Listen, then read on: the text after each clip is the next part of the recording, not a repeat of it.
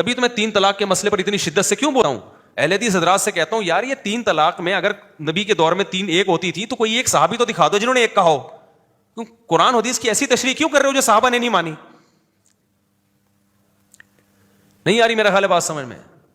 حضرت عمر نے متع پہ پابندی لگائی کہ نہیں لگائی؟ حضرت عمر فرمایا جو متع کرے گا نا زنا والی سزا دوں گا اس کو, رجم کروں گا اگر شادی شدہ نے کیا.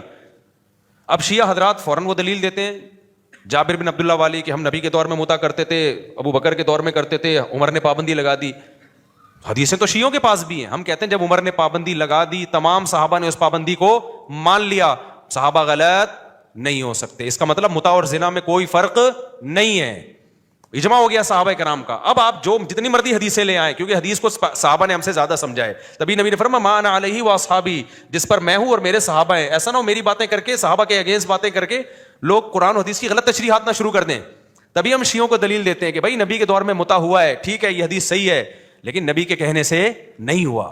زمانے جاہلیت میں تھی, بہت سارے لوگوں نے کر لیا ہوگا, نہیں پتا ہوگا. حضرت عمر نے جو پابندی لگائی ہے اور تمام صحابہ نے اس پابندی کو مانا ہے, جب مان لیا تو یہ اسلام کا حکم ہے. ورنہ صحابہ غلطی پہ ایک صحابی سے غلطی ہو سکتی, سارے سے تھوڑی ہو سکتی ہے.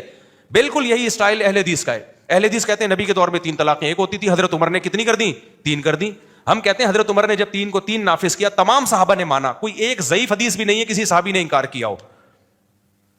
اس کا مطلب یا تو عمر غلط ہے حدیث صحیح ہے, یا حدیث غلط ہے عمر معاذ اللہ, عمر اور تمام صحابہ غلط ہیں.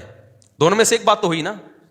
تو اگر آپ کہو کہ حدیث تو صحیح ہے, حدیث سے یہی پتہ چلتا ہے ایک مجلس کی 3 ایک ہوتی ہیں, عمر نے غلط فیصلہ کیا, صحابہ نے اس غلط فیصلے کو مان لیا, اٹ مینس کہ آپ ما انا علیہ و اصحابی میں سے اصحابی کو کیا کر رہے ہو؟ نکال رہے ہو. آپ کہہ سکتے ہیں حضرت عمر سے فلاں اجتہادی غلطی ہوئی, بھائی ہم حضرت عمر کی اکیلے کی بات نہیں کر رہے, ایک فیصلہ نافذ کر رہے ہیں, تمام صحابہ اسے دل و جان سے قبول کر رہے ہیں. اس کا مطلب حضرت عمر نے حدیث کی مخالفت کی ہی نہیں ہے, بلکہ حدیث کا وہ مطلب نہیں ہے جو آپ سمجھ رہے ہو. جیسے شیعہ متع والی حدیثوں کا جو مطلب صحیح نہیں ہے, جو مطلب ہے صحیح مطلب وہ بیان نہیں کر رہے, وہ بس کہہ رہے ہیں نبی کے دور میں متع ہوا تو حلال ہے. تو ایسے ہی اہل حدیث کہتے ہیں نبی کے دور میں 3 ایک ہوئی ہیں تو ایک ہیں. ہم کہتے ہیں نبی کے دور میں 3 جو ایک تھیں, اس میں یہ کہاں ہے کہ ایک مجلس کی 3 ایک تھیں, اس میں یہ کہاں ہے کہ وہ نبی کے آرڈر سے ایک تھیں. ہر کام نبی کے دور میں جو ہوا ہے وہ اسلام تھوڑی ہے.